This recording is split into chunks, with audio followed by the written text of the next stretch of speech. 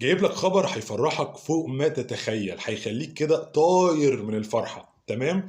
ايه هو بقى الخبر الجميل ده؟ نفترض جدلا ان قلت لك دلوقتي ان محمود مصطفى شحاتة فقير، وبيطلع بيكلمك بقى بيقول لك ازاي تعمل فلوس وعامل كتاب وكل الحاجات الجميلة دي. حلو. فانت بقى مش هسمع كلامك، ماليش دعوة، مش عارف ايه، انت اصلا ما معكش حاجة، انت بتشتغلنا، انت بتعمل كل الحاجات الجميلة دي. حلو. لنفترض جدلا ان انا اشتغلت على نفسي واجتهدت وعملت مشروع واشتغلت وعملت فلوس وبقيت مليونير. حلو. واشتريت عربية غالية، مثلا عربية فيراري مثلا وكده، وصورت لك فيديوهات وانا قاعد في العربية. عارف انت هتقول ايه وهتعمل ايه؟ هتلاقيه مأجرها. تمام. ايجارها كام دي؟ ها، كل يوم تأجرها وبتاع. تمام. دي حاجة خلي بالك. زائد الحاجة التانية اللي هو هتشكك في الشغل بتاعي، اللي هو يا عم ده هتلاقيه ماشي يا عم في سكة مش صح، هتلاقيه ماشي في سكة شمال، مش عارف ايه بتاع، الفلوس دي جابها كذا، ده بيضحك علينا، ده نصاب، ده واحد اتنين تلاتة. واللي انا بقوله لك ده بالفعل حاصل مع واحد اسمه محمد فاروق، اللي هو بتاع ابعت رقم 5 على الواتساب عشان الكورس. فالراجل ده اجتهد وعمل شغل اونلاين. تمام. انا مدرك ان هو لا، ممكن يوصل اعلى من كده كمان، وانا مقتنع من اول ما شفت العربيه الفيراري ان هي بتاعته اصلا، لان انا عقليتي الحمد لله سليمه. تمام. لكن الدور والباقي على ايه؟ الفقر. مش فقر الفلوس، فقر العقليه، فقر التفكير. فانت هتفضل زي ما انت طول ما تفكيرك زي ما هو. فبالتالي انا عايز اقول لمحمد فاروق واقول لكل الناس التانية المحترمه الجميله: ما تتعبوش نفسكم يا جماعه في اثبات ان العربيه دي بتاعتك، او في اثبات ان انت غني، او في اثبات ان انت ناجح، او في اثبات ان انت عندك مشروع، او في اثبات ان الكتاب بتاعك بيبيع. يا باشا انت كده بتقلل من نفسك وبتضيع وقتك وبتضغط نفسك واعصابك مع ناس فشلة وفقيرة.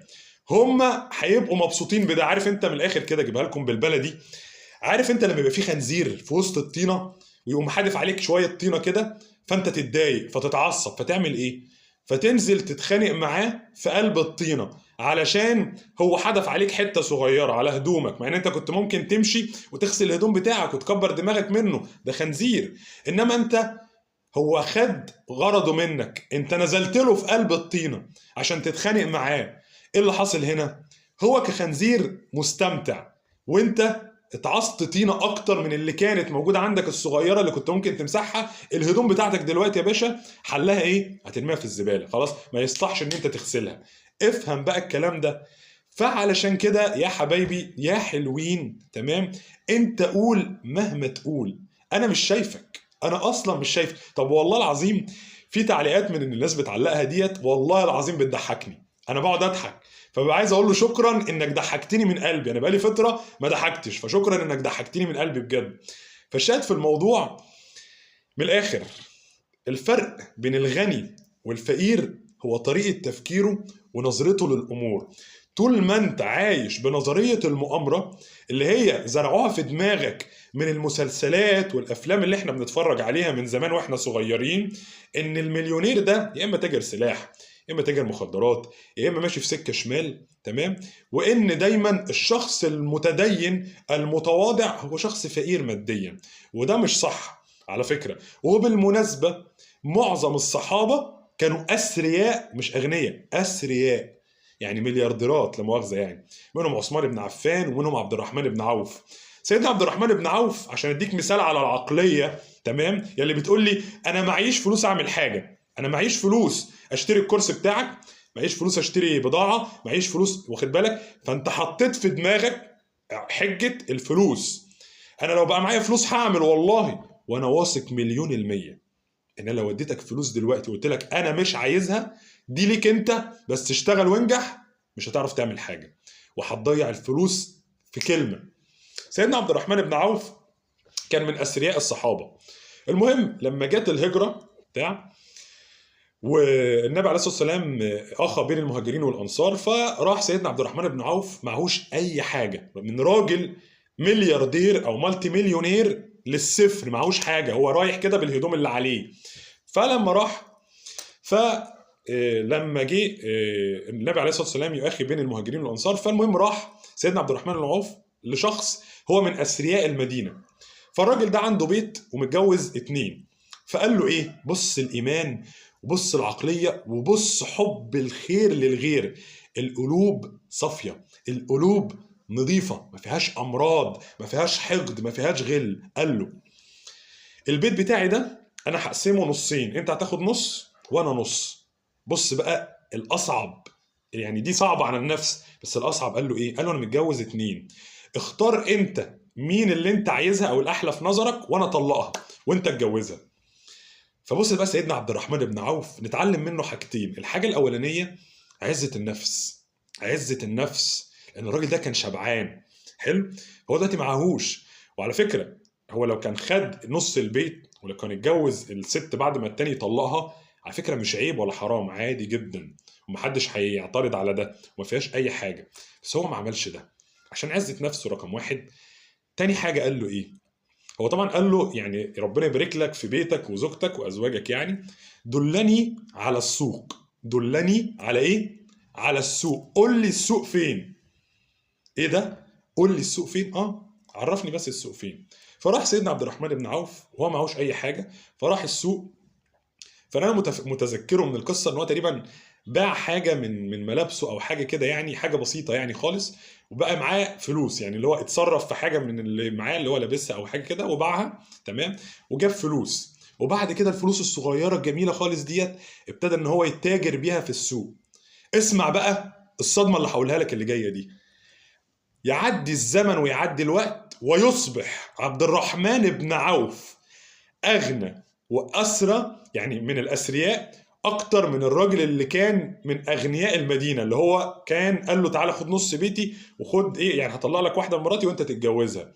بقى اغنى منه، بقى اغنى منه. خلي بال حضرتك، مش بقول لك بقى غني زيه، بقى اغنى منه. وابتدى منين؟ من الصفر. انا اسف يعني، نعتبر انه باع الجاكيت ده. تخيل كده لو انا معايا الجاكيت ده والقميص ومعيش فلوس ان انا ايه اشتغل، ما ورحت مثلا حته معيش فلوس، معيش حاجه، المحفظه بتاعتي صفر. بص العقليه بتاعت التاجر اللي بيعرف يجيب فلوس. فكان سيدنا عبد الرحمن بن عوف كان تاجر شاطر بيعرف يجيب القرش ازاي. فبالتالي الشاطر واللي عنده عقليه التجاره واللي عنده النو هاو يا باشا يعمل من التراب ذهب، واللي ما عندوش النو هاو والجاهل يحول الذهب لتراب. انا بكلمك في قصه واقعيه. حاول انت بقى تستشف الدروس منها وتفهم انا عايز اقول ايه، عشان مش هشرح لك اكتر من كده عشان الفيديو طول قوي مننا. تمام. فانا عايزك تاخد بالك من نفسك، تاخد بالك من الافكار اللي انت دايما بتفكر فيها، ما تصدقهاش. تمام.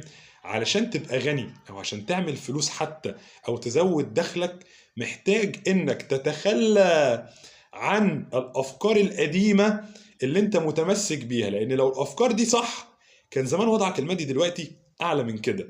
انما اقف مع نفسك وقفه كده، انا ليه متمسك بالافكار دي؟ ما لو الافكار دي صح ومظبوطه انا كان زماني وصلت لمرحله عاليه دلوقتي. فانا لازم اتخلى عن الافكار المغلوطه اللي عندي وازرع مكانها افكار صح. مش اتخلى بس، لا، محتاج ان انا ازرع افكار جديده صح واكررها كل شويه. ولازم افهم حاجه مهمه قوي جدا، ان علشان تتخلى عن افكار قديمه ده صعب وبياخد وقت، فلازم تتقبل ده مش في يوم وليله. تمام.